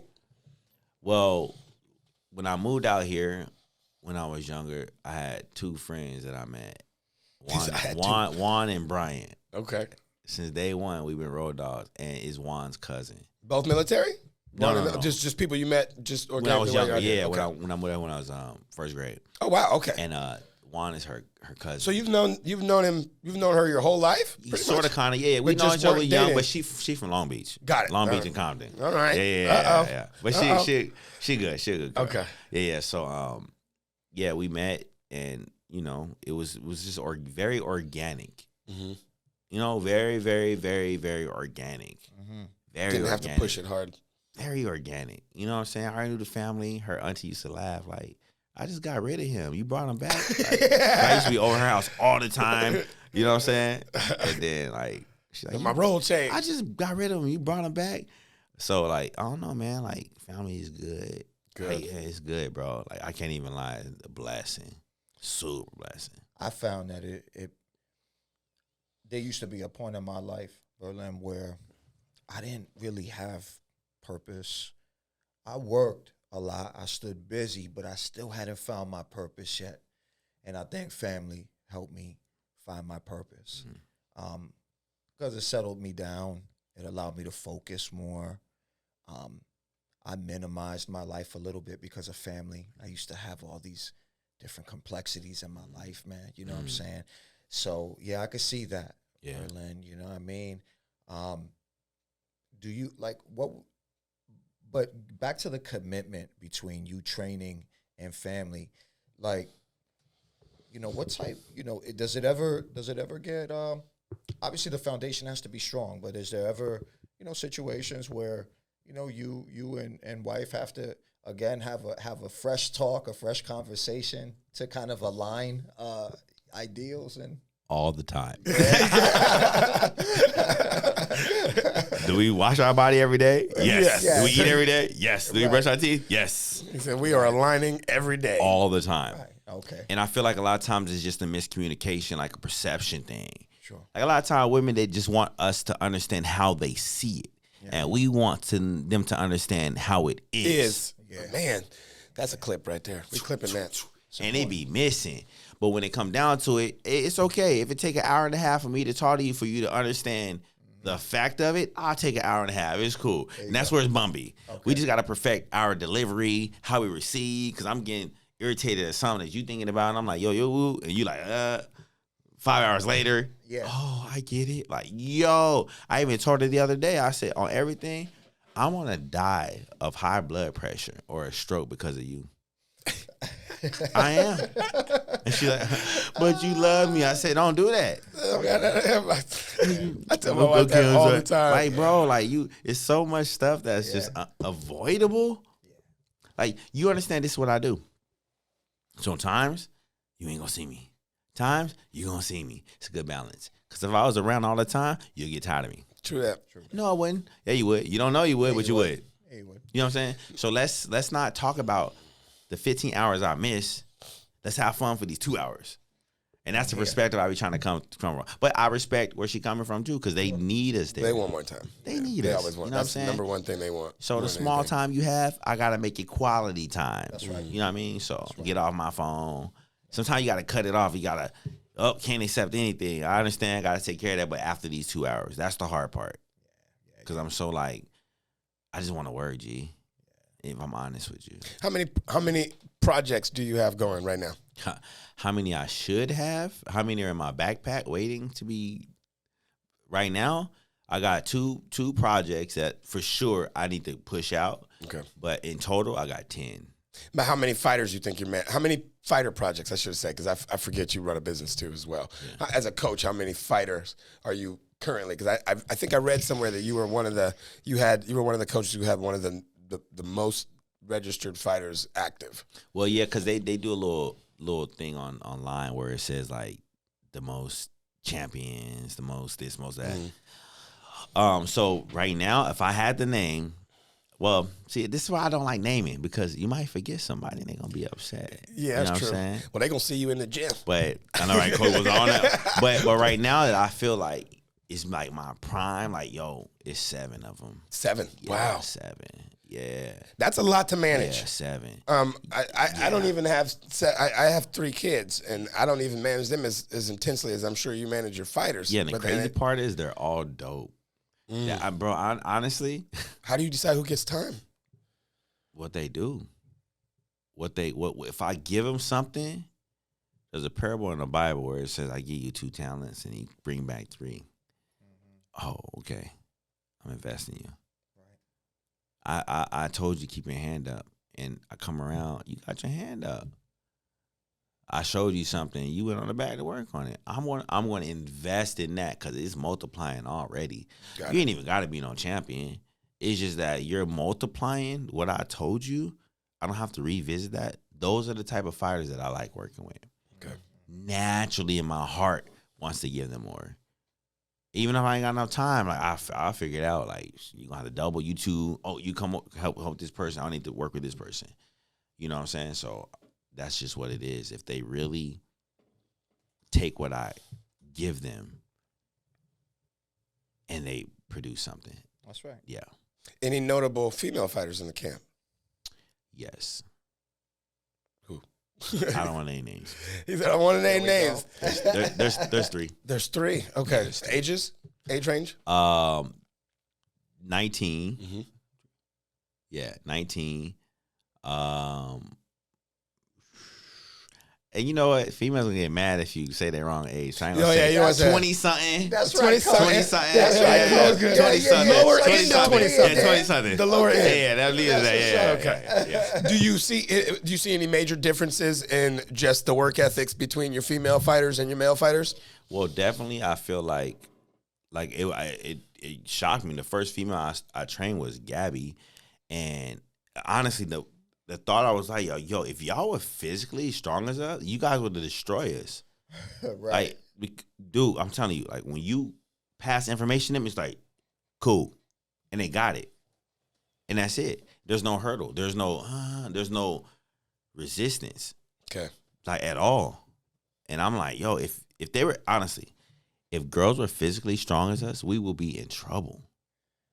We would be in trouble. Maybe that's why God didn't give it to him, huh? Yo. It's because we would be eliminated. I mean, listen, and you know, just to kind of build on that comment, you know, for all the physicality that a man has, you know, a woman really can use other tools to kind of conquer.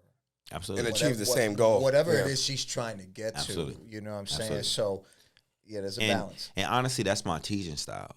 My teaching style is like fluidity, how to flow, how to exist with what you're giving me. Mm-hmm. If I can exist like a tempo or beat, if I can find that tempo and beat, I can throw an extra beat in there, throw you off a little bit, still flow with you, and then throw another one. Mm-hmm. As soon as you start to, I'm gonna pick it up, and I'm good. Because I already flowed at your thing. I played your game the whole time. Mm-hmm. You haven't played my game yet. Mm-hmm. So when you try to play your game, oh, dang, your energy kind of zap. Mm. And I got you. And that's why I always try to get my fighters not to use their physical. I always tell them, never compromise your form. It won't hurt you. It will hurt you if you compromise your form because you open. Mm-hmm. Learn how to, hey, I think I'm slow throwing it like this. Yeah, but if you throw it 1,000,000 times, you think you're going to be slow? Nah, then do it the right way the first time. And the second, and the third, and the fourth, and the fifth. That's why with me, I'm like, if I show you once and you're like, oh, I say good. That's it. However it felt, just do it over. Right. You don't have to think it, you feel it. Mm-hmm. You know what I'm saying? Right. So that's why I always teach people not to be physical. because I wasn't a physical specimen when I boxed. So I learned a certain way. Right. I was the timing guy. I wasn't the speed guy. You know what I'm saying? Yeah. I think that's why they call it the sweet science, because there's so many levels to it, so many equations and things. So it's not just throw punches, 2 points, straight line, angles, 45-degree timing. angle. That's right. I got all that. Right. And that's how you articulate it for people to see it. I think that principle, though, I think even in the gym, coach, I work out 4 times, maybe 5 times a week, gym, weights. For me, I'm a little bit older now, so form, right, super important to me. When I'm lifting, what I'm doing, depending on what I'm working on, that keeps me healthy. Because if you try to compromise, right, to show off or for extra weight, you're back. Put you out. Yeah, gonna put you out. You're missing time. So coach, I would say technique for sure. So the Bomber Squad Academy has been around for how long now? How long have you guys been Since around? 2016. Since 2016. Yeah. So you guys are going on your 7th year. And you started out with just you and Jack? Yeah, the actual business? Yeah. Yeah. It's just you two. Yep. And now you have what, almost 8, 9 trainers? Yeah. So talk to me about that. What was that like building your team? Original was me, Jack, my cousin Tez was a strength conditioning coach. Okay. And then I got what's his background? Tez was he always been like a physical specimen. He used to do backflips. He learned a no with no hands. Like, wow. Yeah, he was like, he used to have a mattress in the alleyway doing backflips on that. Like, that's how he was. Gifted. Yeah. And he's super short. He used to dunk. He played ball. Okay. Yeah. So, I asked him like, hey man, I want you to help me out with the gym, or whatever. He had a little job on a res with like the YCMA or YMCA, yeah, or Boys and Girls Club, yeah. And so he used to coach and stuff like that. And then he was like, all right, bet, I got you. So he came, and then I had Ann, my homegirl Ann, she was there, and then we went from there. And honestly, bro, like it was crazy when we first opened. I was coaching, cleaning the windows, sweeping the floor. Yeah. Right. Doing the memberships. Right. You know what I'm saying? Like, it was crazy. It was super freestyle, bro. Like, we had no business plan. We just opened. We just get it. And then, because we needed a home to train the fighters, essentially what it was. And that's where it went from. And then from there, what really helped is, like, when you got a kid that's dope, another kid comes, and then another kid comes, and then before you know it, all 3 of them are pretty dope because they've been working with each other. And then you got another group, then you separate the group, and then you have this team. Oh, I need more help. And really, after all that, how it got to where it is, we got to a point where we needed to reach another level, and I need help, but I don't want any type of help. All my help is organic. Like, it's either a fighter who was there or a parent. Oh. And and honestly, the best mix right now is to have a parent that's in the camp with me. Right. Why do you think? What are they bringing to the camp? Because there's stuff they can say to their kids and get out of their kids that I can't. And everybody that has that in the gym, I don't know, because usually, the coaches don't want the parents there. You would think so. That traditionally, that's how it's stacked. But boxing a little bit different. Right. Like, the pops are there, and the pop, and it's crazy because, like, a couple of times I can't go certain place for sparring, and the pop's like, yo, can I take him? Like, in my mind, like, yo, you gonna take care of him, even if you get him the wrong instruction, he ain't finna get hurt with you because that's your son. Yeah, right. Absolutely. Right. They learn on the Maybe fly. videotape it for me while you're there. Yeah. But we in the corner, they hear me talk. And then before you know it, they're around more. And then they help it out. And everybody that I have that little chemistry with is some of my dopest fighters. Okay. You know what I'm saying? And then outside of that, I had told Jack one time, I said, yo, I need another coach, but I know who I want. And Coach Robert Garcia, different Garcia. Yeah, I was going to say. Calabar. He's one of the coaches. He's an Andre Ward corner. Okay. Yeah. So he used to be my coach. Boxing pedigree. Yeah, he was my coach. And then he moved to the Bay Area. Okay. And I said, that's what I want here. And he ended up moving to Nebraska. And he's like, damn, all right, let me see what's up. Let me chop it up with him. And he got him here. And that's like, in life, you always need somebody above you and somebody below you. Sure. A mentor and a mentoree.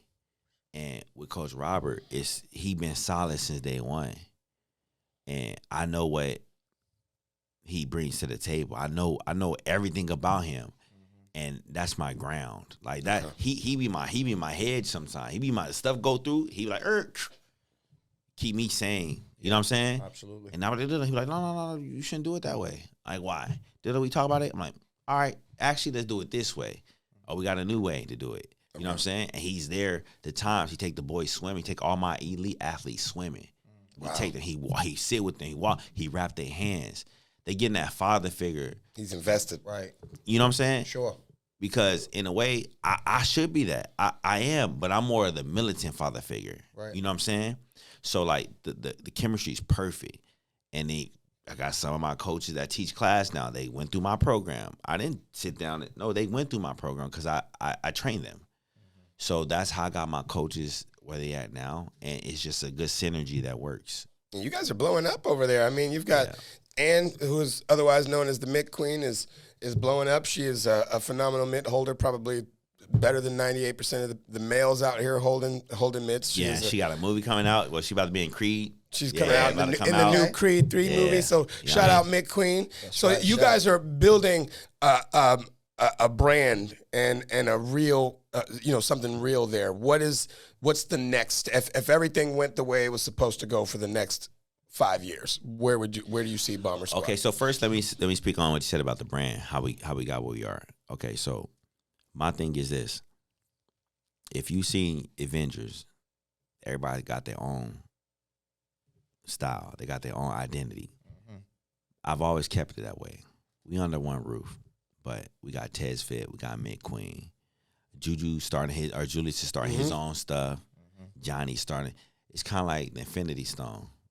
The glove, you put the glove on all together. Yeah. So I always let them do what they want to do. Okay. Because I honestly, purely speaking, like they always contribute to what's going on. So I've always let them branch out because every link in the chain has to be strong individually. That's so right. I believe in that. That's what we got where we at. And then if I had to map it out in 5 years, I would divide. I would keep the current place and make it Bomber Squad Elite. Okay. And then open up a new spot to where the general public is and our amateur program is going to flow through until they come to us over here. Like a filter. Okay. Yeah, like a filter. Okay. From there, I would catapult to like an actual campus. I would have a boxing campus. And I say boxing campus, but it's bigger than that. But I'm just going to speak on boxing. Where if you in camp, come through the camp, certain amount of time you're there, you got a place to live, place to eat, train. You got your A's, B's, C's, D tracks. When to do, you do it. Got your sparring set up. Everything under one roof. Yeah, that's what I would do. Okay. All inclusive camp under one roof, huh? Yep. Not bad. I think that's very very achievable for what you guys are doing right now. Yeah, take that same thing and put in discipline. Got would you franchise that out? Maybe go into some other states, or would you try and keep it right here? Not really. I think my heart would be keep it where it is. Okay. Because like In and Out don't be everywhere because their factory can't bring the meat. That means that if they over here, then it's gonna be like McDonald's. You know what I'm saying? And then you lose the value of it. You know what I'm saying? That's right. And then I feel like Bomber Squad is Bomber Squad for a moment in time. I don't feel like it's something that's gonna be longevity. I want something else I want this to be there's an offspring from Bomber Squad. Got it. There's something that's going to be created because of Bomber Squad. I've never heard anybody say that the thing that they built wasn't going to be long term. Not designed to be long term. I'm not here forever. You know what I'm saying? I'm trying to build another me. Right. Another me going to make something even doper. Then we're going to have even better competition. Listen, when the things we make are strong enough to make things even better than that, you did your job. You did your job. You feel me? That's right. Yeah. And it's timestamp. Because when people are like, yo, remember that? Like back in the day, there's some stuff that we used to see and be like, yo, I remember that. Yo, and it's not around no more. You appreciate it even more. Right. You know what I mean? My favorite car back in the day when I was in high school was a VW Jetta. Wow. The box, the square one? Yeah. Yeah, that was the real one though. That was the real Jetta. Now you know what I mean? Yeah. I'm looking back like, your boy was simple back then. You heard? Facts. Standards got up a little bit. Yeah. Like, what was I thinking? But it was dope back then, though. You know what I mean? Yeah. That's right, man. And for you, you moving forward? Obviously, you've got a vision for what you want the gym to go, but what do you want to do? What's next for Berlin? I'm not sure, man. I'm really trying to pinpoint the time where I'm going to get out of coaching, because I feel like everybody that's successful always has a stamp on like either reinventing themselves or segueing into something bigger, something different. Okay. You know, because I understand what it takes to build an amateur, the time and tools. I don't have that. I'm not gonna have that forever, I'm saying. So I'm trying to identify when's the cutoff mark for me to start implementing other things. Okay. You know, I don't really see myself like into the management position or things like that. But definitely I want to help. One thing I notice is I'm having a lot of calls with coaches who are asking a lot of questions. Okay. Simple stuff sometimes, like how you divide the time between regular clients and elite athletes. What about this system? How do you collect this? How do you do this? And I'm like, it's like 5 this week. And I'm like, yo, that's a market that I probably should be in. I could just go Maybe talk a to Berlin people. masterclass, huh? I've flown out the gyms to help them organize, like, you know, what they got going on, how they teach. I even taught class. I think that would be good for the sport. I think the sport of boxing needs to be revamped as a whole. It at one point in time in the pantheon of sports was up there. It was with football and baseball. You know, a Mike Tyson fight would stop time. Yeah, absolutely. But I think also because it was a regular thing, it was on regular TV all the time. And then, you know, I think at one point in time, schools used to have boxing rings. Like, wow, boxing was part of really? Boxing was part of the school structure. If I'm correct, I think so. Yeah, that's crazy. Yeah, I think so. I think that it just has to go back, because if you look on TV, they only see basketball stars. You know what I'm saying? And even if they see boxing, like sometimes it's not normalized, because in school basketball is normalized. Correct. You know Correct. what I'm saying? Even down to like where we can host fights in schools on a consistent basis. And then anybody that has the idea of that school can get in free, just to get the culture of boxing back. No, you know, for sure. At a lower level. And I'm sure it would help at-risk youth too. I mean, if we had someplace, you know, hey, you want to be, you're a fighter. That's just naturally. Let's start focusing that right now. Yeah. Outside with we don't need money. Yeah. We've got school equipment, a gym. We've got a ring. We can coach you, and you can compete. And yeah, they actually do have a few places like that, like ABC. Boxing does very well. Like they got Trouble Youth in there, and they're doing really good, man. Like they got good little competition team, and you know, a lot of the kids that don't have it get to go there. Do you find that a lot of Trouble Youth try to seek you guys out? Nah, not really. It's just like hit or miss. A lot of time it's not the youth, it's the parents bring them in. Okay. Yeah, and they're like, yo, he doing this, he doing that. And like we real good on like basically letting them know like, yo, come on. You know what I'm saying? Like we build a relationship with them, and it's like, you know, you like here? Yeah. All right. Your parents paying for you. All right. Okay. Well, do what you got to do. Don't bring no bad grades. Just at least do the bare minimum. Be respectful. Let's start there. Okay. We start there, then we build upon that. Everybody be on their ass, honestly. And a lot of kids change around, especially even the kids that are very, very shy, unathletic, like just don't want to do nothing. We turn them around. You know what I'm saying? So it's a good medium for kids to kind of like mature. Like even like got a kid named Rooster, a little chubby kid, little fat kid, and he was a little bad kid too. You know what I'm saying? Turn around, it's night and day. Lean, hardworking.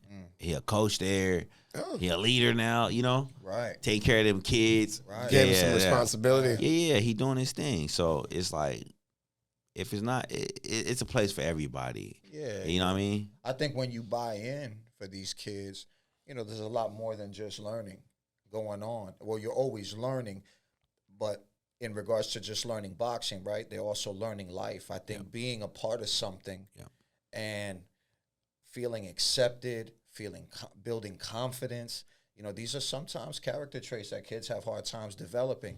When they find a home where they can develop some of the things that they were afraid of in life, I think, yeah, you're gonna have kids that are always gonna, you know, love you, respect you, because of those kind of emotional doors that you open. Yeah, and the kids like this dope for them because like they feel like they're down with the crew because they got Julius, Johnny, they got Rooster, some peers, yeah, who are good in the sport, and they're on and their social media. yeah. So they like, yo, everything is judged by likes and followers. Yeah, facts. And then like honestly, like through me, they really like honestly, my coaches are there for them more than I'm there for them. Right.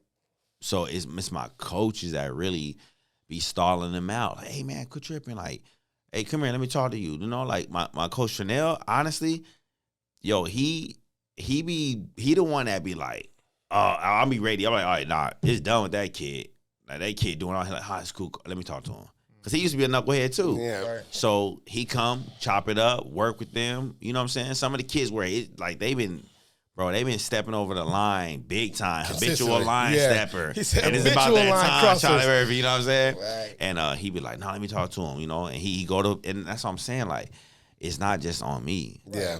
You know what I'm saying? It's my tribe. Like, they really taking care of everything, you know?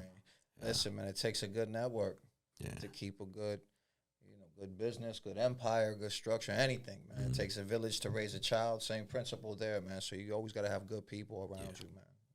That definitely helps with your success. Absolutely, for sure. Well, Coach, I know we have got you back out here. This is the second time we've managed to get you here, and I appreciate you giving us some more time out of your day to come talk to us. We are gonna have him on the channel again. He's gonna be here and introducing you guys to some of the phenoms in the sport. We're going to have Johnny on the show. We're going to have Julius on the show. We're going to have him here to interview them and to just bring you guys and start bringing you guys some of the little tidbits and the information that's happening in the industry. He's very knowledgeable and he's got some really good connections, and we want to bring that to you guys so we can explode the sport, and help him explode the sport and his gym as well. Can you tell the viewers, where is the gym located? El Cajon, 1404 East Main, El Cajon.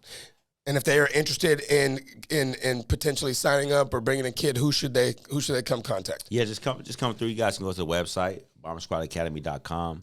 But it's better to come through, see what you're getting yourself into. Okay. Smell the gym, see the gym, shake some hands. Okay. Come see us down there. You can't miss us. It's an American flag where Cadillac, the Fuente used to be at. Okay. Big American flag in the middle of El Cajon. We're right across the street from there. All right. Nice. Okay. And anybody you want to give shots out to before we let go? Yo, the whole Bomber Squad crew. You know what it is. Yes, sir. And we're going to get the rest of the Bomber Squad crew in here, too, so you guys can introduce it to them. Again, if you haven't already, hit the like button, hit the subscribe button. Make sure you click the bell so you're getting all the notifications. Today's coupon code, and I should have did it in the middle, but if this is a shorter podcast, so I'm going to do it right now. Today's 50% off coupon code on the website is SQUAD, SQUAD. So for the next 48 hours, you will be able to go to the website and get 50% off all the merch. Go do it. Go do it right now. Go over to the Bomber Squad. What's your IG so they can follow you? The Black Bomber _. All right, so you got it there. And go follow the Bomber Squad as well. Have anything you want to say before we get out of here? Coach, always a pleasure sitting with you, learning with you, man. We're going to definitely do it again. Pop, you know what it is. World, Luxury and May crew, what up? Let's go. Let's go, Mayhem Mafia. This is episode 11 of the Luxury and Mayhem podcast. We out. Peace.